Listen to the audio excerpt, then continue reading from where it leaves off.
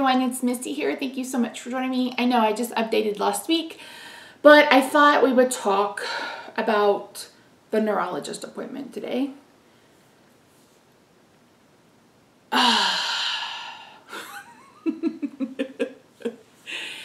If you're new around these parts, in 2016, I developed this very extreme muscle weakness, muscle fatigue. In July of 2017, I was diagnosed with a disease called Myasthenia Gravis. It's a neuromuscular, meaning like where the nerve and the muscle talk to each other, that gets attacked by your body. I had that diagnosis until December of 2021 when my neurologist retired and said, that's not what you have, you just have chronic fatigue syndrome. And I've been trying to get diagnosed or re-diagnosed ever since. I recently started genetic testing. I had a neuromuscular panel ran in September, and that came back basically clear except for congenital myasthenic syndrome. We did like an autoimmune one, and that popped up for common variable immunodeficiency, CVID. So I'm currently in the middle of being tested for that, and we'll talk about that in just a second because there is a small update with that. So I have been going to doctors and doing a bunch of testing and just trying to get answers to what the hell is going on. And it's been a rough year. 2023 has sucked all of my energy out of my body. It's been one of the hardest years of my life. The last few months especially have been very, very heavy. And then my therapist stops seeing patients completely. And I feel like I'm just kind of a dinghy in the ocean and there's a hurricane. And that's what I kind of feel like. So today I went for a second opinion at the neurologist. And I don't know if this comes across this way, but I am not looking to be diagnosed with myasthenia gravis. That's like, I don't care if I don't have that. I want to know what the fuck, like, what is it? If it's not that, then what are we dealing with? So this neurologist Rob's like, dude, that felt like a waste of time to you because it did to me. And I was like, I don't know that it was necessarily a waste of time. I mean, number one, it was really hard to understand him. He had a mask on. I already have bad hearing issues and I couldn't read his lips, and Rob had a hard time understanding him some, so that was rough. But he basically said that it's not myasthenia, it's not neuromuscular, and went on about his merry way. So I'm guessing it's not neuromuscular. I'm guessing that it may not be neurological at all. And I am, what am I? Tired. I'm tired. I'm really, really, really, really tired. This has been daunting. This has been exhausting. This has been just, it's hard not to come out of these appointments thinking that you're making shit up, that it's all in your head. And he kept saying, well, you're tired. I'm like, no, I'm not fatigued. I do not feel physically fatigued. This isn't me, I'm tired, I have to take a nap. I said, this is me, I cannot lift my arms. I cannot brush my teeth. I cannot brush my hair. I cannot put on my own clothes. I have severe fatigue and weakness in my arms and legs. Yes, sometimes I use a wheelchair. Sometimes I use a walker. Today was a good day and I didn't have to do either of those. And where the office was, there was pull-up parking, so we could park right in front and I could just walk right in. So those are things we take into consideration, because if we have to park further from the door, we always take my row later. So just a lot of, like, I don't know. I don't know how I feel. I dismissed, I guess, is kind of how I feel. Kind of like, well, you don't have these symptoms, so it's not that. And I was like, well, what is it? And he just wasn't, like, helpful at all. Just wasn't helpful at all. So I'm just really tired, you guys. Like, really, really tired. The last couple of days, I have been tired, like fatigued. Like, I've dropped to sleep immediately the last couple of days that we've spent together. And then yesterday I took like a 30-minute nap because I was like, I cannot stay awake. So yeah, there is some fatigue. That might be because I recently had a rhizotomy in my neck on Friday. That went well. I was able to get an IV. Yay. I bought a hand warmer in my hand. I'll post a picture of my arm and my hand. It was red as a beet, but she was able to get a vein. It took a minute, but she was able to get a vein. So yeah,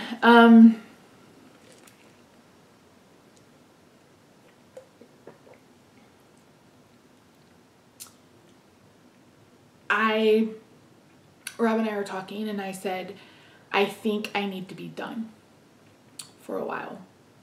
I said, I think we just wait on the blood work or the DNA testing, the exome testing, and this other test. I got a call from my immunologist last week.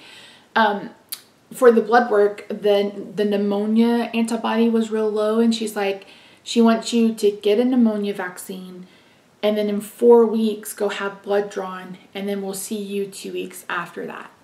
So I have to get a pneumonia vaccine. I had that scheduled for this weekend, and I felt like absolute garbage.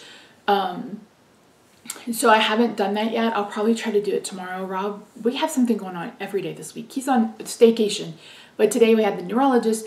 Tomorrow he has the optometrist. Thursday I have a urologist. So it's going to be, he's got to get the oil changed. Like, we have a really busy week. And I already know I'm going to be exhausted. And that's why I told that doctor today. It's like, the whole reason why I went to the doctor initially is because my toothbrush was heavy. Like, this isn't normal. This isn't, like, what the fuck? What is it? If it's not myasthenia, if it's not neuromuscular, then what is it? So I told Rob, and we were talking about it. I said, I honestly just feel like I will continue to see my rheumatologist. I'll continue to see the immunologist. We'll continue that testing. But I really feel like there's nothing else to do until we get the genetic testing back. This guy talked about how he wouldn't prescribe anybody IVIG unless they were in crisis. And crisis is basically where you can't breathe and you may die. So, and again, I wasn't asking him to prescribe that. I just mentioned that was what I'd done. And he saw that I'm on methotrexate. And he's like, that's what I would give you to treat MG anyway. An immunosuppressant. And I'm just like, okay. And that was it. That was the appointment. And I have officially decided that if this is not that, then there's no need for me to continue to try to see a neurologist. So, yeah. It's the unknown. It's this dismissal stuff that's really bothering me. It's like, okay, so it's not myasthenia, then what is it? What other tests do we have that I could do? Like, how can we figure it out? What else do we need to do to figure out what's wrong with me? And I am not getting any support with that. None. I am the one that's been working with a genetic counselor to get genetic testing. I'm the one that's pushing doctors for blood work and those kinds of things. And it should be the other way around. Doctors are supposed to advocate for you. They're supposed to have your best health in mind and do no harm. And I just feel like that's not how the U.S. healthcare system works. Maybe never did. Maybe I just looked out and had really great doctors. But I'm just like, I don't know. And I'm tired. I'm real tired.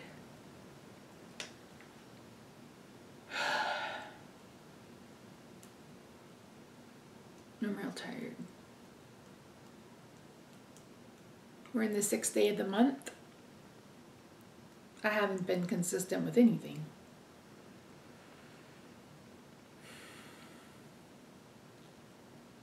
And a part of me just wants to scrap everything and just be like, let's wait for 2024. But I know that my A1C next month will probably be 13, 15, 20, 29, 87. Something high, because I haven't been, you know, taking care of myself in that way. And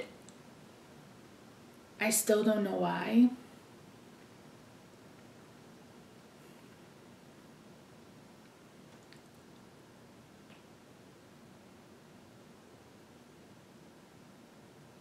Thank you for your comments that say that sharing my journey has helped you keep going. I really appreciate that, because I'm going to be honest, there's some days it just is like today it's like, okay, so what now? You know what I mean? Like, what now? What do we do next? So that's why I think it just makes sense to just wait for the genetic testing. It'll be here in, you know, in the next 6 to 8 weeks. And then make a plan going forward. I still want to set up my planner so I can be tracking symptoms and my mood and the weather and everything to see if there's any kind of patterns or correlations. Yeah,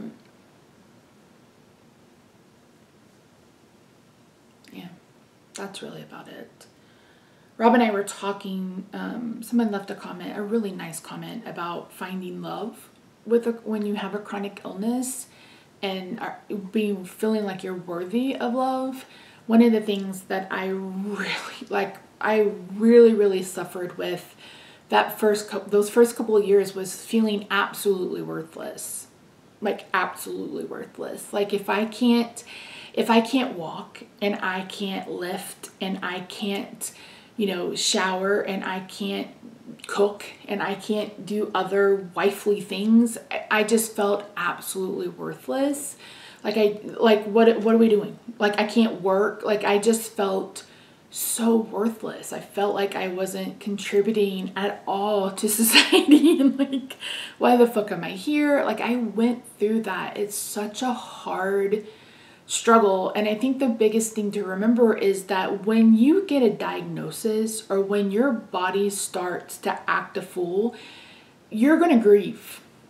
You're going to grieve. You're going to grieve. You're going to grieve. You're going to grieve. You're not going to realize that you're grieving, but it's actually grief. I had one of you pointed it out to me. I honestly don't remember who it was. That, Misty, you're grieving. And I was like, oh, yeah, that's what this is. You're grieving lots of things. You're grieving, you know, your health. You're grieving the things that you can no longer do. I grieved about our future, like our plans and what we wanted to do and where we wanted to go, because I had to leave my job. I cannot work. And so we were left without, you know, half our income. We're still left with like 3/4 of my income not coming in. Which is why I try to sell cards and stuff like that, just to bring in a couple of few dollars. I mean, that makes me feel like I'm contributing to us. You know, but you're going to grieve. You're going to grieve your future that you thought you were going to have. You're going to grieve, you know, the relationship with your partner, because that's going to change. It changes. And Rob is probably one of the most supportive people on the planet. Like, God knew what he was doing when he put Rob in my life, because if I were with anybody else going through this, I don't know that I would still be married. He has sacrificed and he has held my hand and offered support and held me while I cried. And today I was like, I don't want to cry. And he's like, if you feel like you have to cry, you cry. And I was like, I don't want to. Like, I don't want to, you know, this is another disappointing appointment where I still don't have any answers, and it's hard. And though on the chronic pain on top of it, I had the rhizotomy on Friday. That's a nerve ablation. Basically, he goes in, he burns the nerve. And it's supposed to help turn off the pain signals. So like your nerve signals to your brain that you're in pain.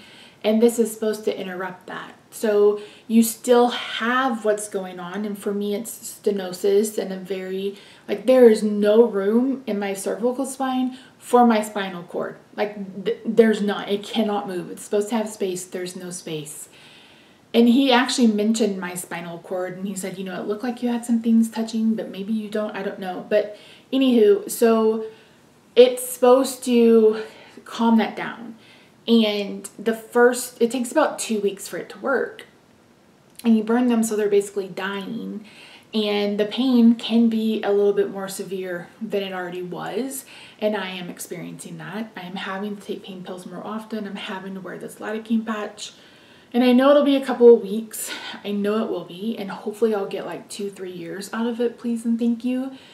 But the pain has just been unbearable. So when you throw chronic pain onto chronic illness, it's really, really hard to keep going. Like, it's so hard to keep going. It's so hard to keep going. And for me, you know, it's hard not to catastrophize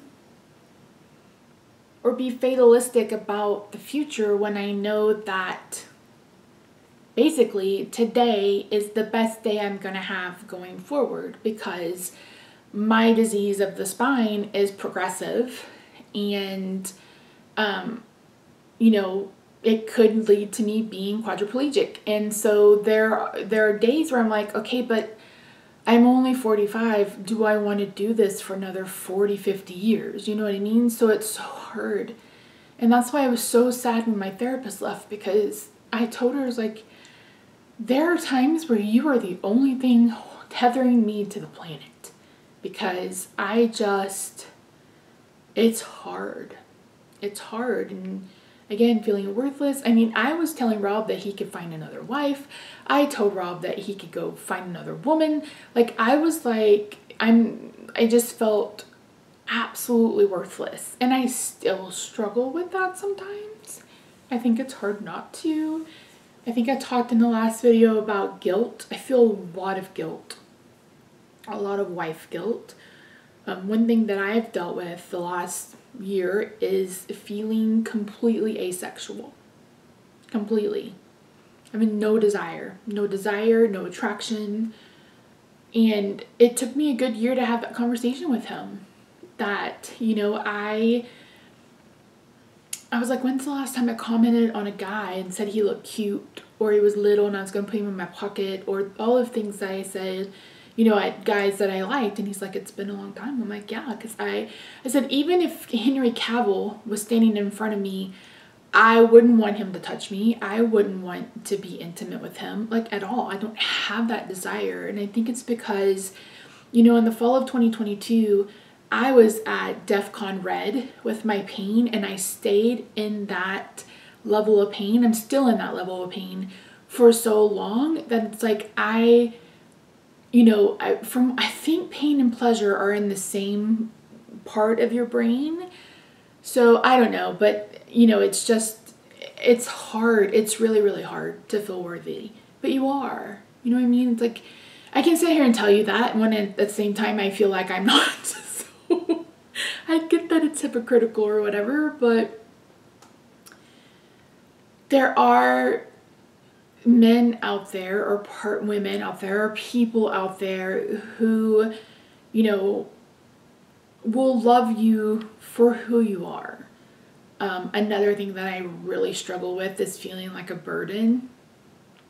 Like and Rob and I, when we were first going through this, it was really hard on me because I'd have to ask him to do something for me, and he would get a little huffy. And every time he got huffy, it would hurt my feelings because it felt like he was getting pissed off at me because I needed him to do something for me. And it just made me feel like a burden. And we kind of went through that and cycled through that for forever, for months and months and months. And it kind of just got to the point where he will be like, do you need anything else while I'm up? And I'll be like, yeah, can you? And he has to pick everything up off the floor. Like, he'll come behind me and pick up everything off the floor because I can't bend over after having back surgery. So, yeah, it's hard not to feel like a burden. It's hard not to feel like you're worthless. It's hard to put one foot in front of the other. But at the end of the day, I love him so much. And I don't want him to go through this if I were to not be here. And Roxie too. Oh, that little girl. I think it was Saturday. She got out. She's always been an indoor cat. She's never been outside. But we've had our windows open the last few days because it's been beautiful here. And Rob opened the window just a little too high. And for some reason, she was trying to get at the male cat that was outside the window. And I told him, I was like, she got the blind or something, go check. So she got out. And I was like, what the fuck? So I ran outside and was calling for her, and she was just, I don't know, not very far away, but she was under a pickup and the cat had her cornered. And so Rob tried to go get her and she wouldn't come out, and I was calling her, and it was awful. Like it was awful. It was awful. Like every time I heard a vehicle, I just prayed that they wouldn't come down our street, because I was like, I can't, no, I cannot lose that baby right now. I cannot lose her right now. I cannot lose her right now. So yeah, but she got out. She got out, and that was terrifying. And I'm sure our neighbors thought I was crazy hollering for Roxie. I called her Roxie, I called for Mama, I called for Katos, called for Roxie Subear, called for Bish, like all the names I called her. I was calling for her, and it was just scary. But yeah. So I'm sorry this wasn't more uplifting. It's hard not to feel morose. Is that the right word? I don't know. But sometimes I have the vocabulary of a 90-year-old, and sometimes I barely have sight words. So who knows? I still want to put up our tree this week. My sister-in-law put up theirs, and she sent me pictures of my nephew decorating it, and I'm like, oh, it's so cute. So yeah. You just have to find what keeps you going. So when Rob and I was sharing that comment with Rob, that's kind of where this all started from. And I said, would you be willing to answer questions specifically about, dealing with all of this, the chronic pain, the chronic illness, going to doctors and stuff like that? And he said he would. So if you're interested in that, feel free to leave a question down below. I don't know if we'll get to it this week, but I'll give him the opportunity to decide if there are questions that he wants to answer. But yeah. Yeah, so that's the update. Blech, at the neurologist. Got to get the pneumonia vaccine and see what happens with that. And I'm just going to, try to stay afloat, waiting for the results to come in, and then we'll go from there for 2024. So yeah, that's it. I filled out my little paper. I'll try to remember to throw up a picture of it, but I put my word of the month at the top. I put in my intentions. I put in my little habit tracker. I'm like, okay, I'm raring to go. And we're 6 days in, and I ain't done nothing. I'm sitting here drinking a Diet Dr. Pepper. We had McDonald's for breakfast on the way home. I've done nothing, and that's where I'm struggling with. I'm like, I don't understand why. I think it's just, I have so much anxiety, so much stress about everything that's happening. It's just like one more thing that my brain doesn't want to have to deal with. Plus, again, food is a, coping mechanism, and has been since I was like 5 years old. So it's hard to unlearn 40 years of that. And again, I don't want to, is what it boils down to. I can do it. I've done it. I don't want to. But why? I need to get to the why. Like, why am I not prioritizing that part of me? Why am I not prioritizing that? Like, why am I averse to that? Like, what is going on?